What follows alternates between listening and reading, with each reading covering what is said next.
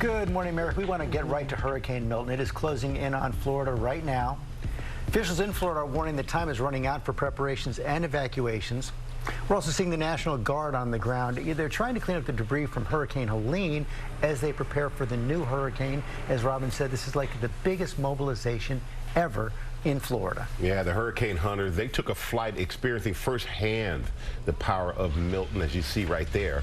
And take a look at this stunning satellite image of the monster storm. My goodness, yeah. Hurricane Milton coming less than 2 weeks, we know, after Hurricane Helene. The head of FEMA is standing by with how they have prepared for Milton. And we do have team coverage, of course, of the storm, tracking the emergency response, airports shutting down. But first, Ginger starts us off in Fort Myers Beach. Good morning to you, Ginger. Good morning to you, Robin. When you say one of the strongest to hit the west coast of Florida ever, people here in Fort Myers Beach say, what? What about Ian? They're still recovering 2 years later, rebuilding now. There's piles from Helene of sand everywhere.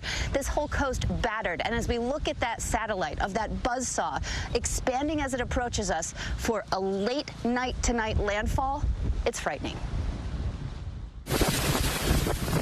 This morning, Hurricane Milton is picking up speed in the Gulf of Mexico as the west coast of Florida braces to face it head-on. Time running out for people to evacuate their homes. You're going to get out now. Hurricane hunters in the thick of the storm. Extreme turbulence jolting the plane as they track Milton's every move. Now, a Category 5 hurricane with 160-mile-per-hour winds. Officials urging people to get away from the coast and outside evacuation zones. If you're in a single-story house and we get a 15-foot surge, which means immediate, that water comes in immediately, there's nowhere to go. That home that you're in ultimately will be a coffin.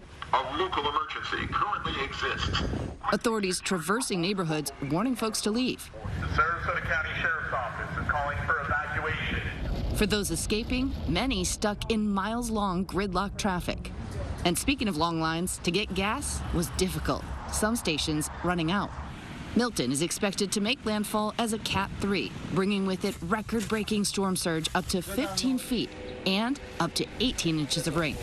The west coast of Florida is especially susceptible to storm surge because, number one, the ocean floor in the Gulf, it gets really shallow, so it actually acts like a ramp, pushing the ocean water up to the coast. And then it squeezes into bays like this and spills on over to homes like that still have damage from Helene.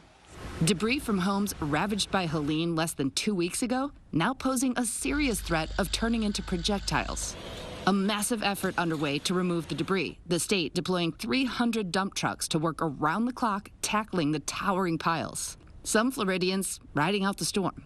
We've got food, we've got water, we've got generator, we've got gas. I've prepped everything I can think to prep. For Jenny Karate, she says staying in the Tampa area is her family's best option. We realized how backed up the interstate was. We had trouble finding a hotel and didn't want to get stranded on the highway running out of gas. The center of Milton is still about 200-plus miles southwest of us here in Fort Myers Beach. It will pass to our north, but remember, you can have big surge. We're anticipating 8 to 12 feet of surge this far south because we expect that landfall somewhere near Sarasota right now as a Cat 4 late tonight. And then it still crosses over the state, Orlando, Melbourne, the Space Coast, getting hurricane-force winds, power outages, trees down before it leaves tomorrow night. 9 to 15 feet of surge. Bradenton, Venice Beach, Tampa, you see Clearwater in there, 8 to 12 here around Punta Gorda, Cape Coral, 5 to 8 feet of surge in Naples. So the surge is the first part, but then there's the winds. Anna Maria Island, easily a 100 and almost 20-mile-per-hour wind there. That's at 9 p.m. tonight with this short-term model. It moves over Orlando with gusts upwards of 60. And I think the other thing just to remember, guys, is so many folks, George, have been really saturated here. We'll get up to 18 inches of rain. That'll take down even more trees and cause flash flooding and tornadoes. They have been hit so hard. Okay, Ginger, thanks very much. Whit Johnson is at the main fire and rescue station in Tampa. Good morning, Whit. Hey, George, good morning to you. Emergency crews across the state of Florida are preparing for this monster hurricane, but they are reminding people if you do not evacuate, you're essentially on your own during the storm. They will not be able to reach you. As we noted earlier, Governor Ron DeSantis calling this the largest mobilization of the National Guard in state history in advance of a storm. Some 8,000 troops deployed.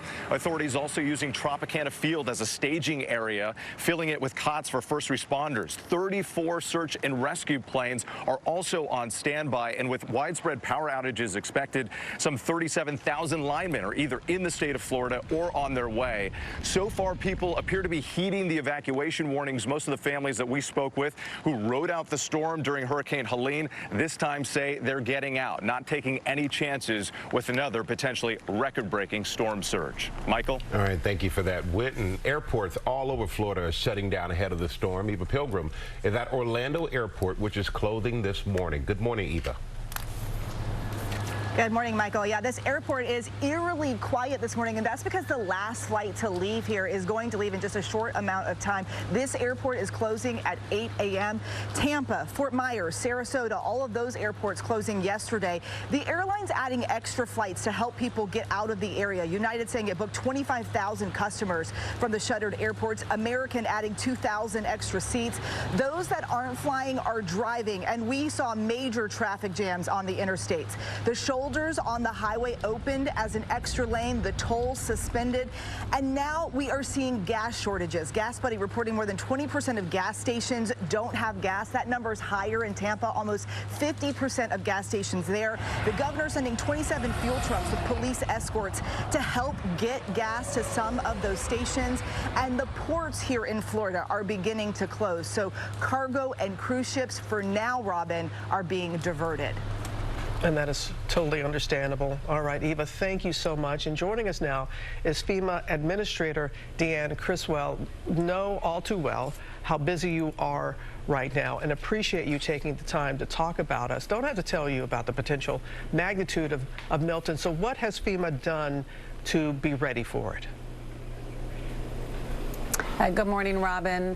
I was just in Florida on Monday, and I had a chance to speak with Mayor Castor of Tampa as well as Mayor Welch from St. Petersburg to kind of hear where they were with the recovery from Helene, but what their concerns were going into Hurricane Milton.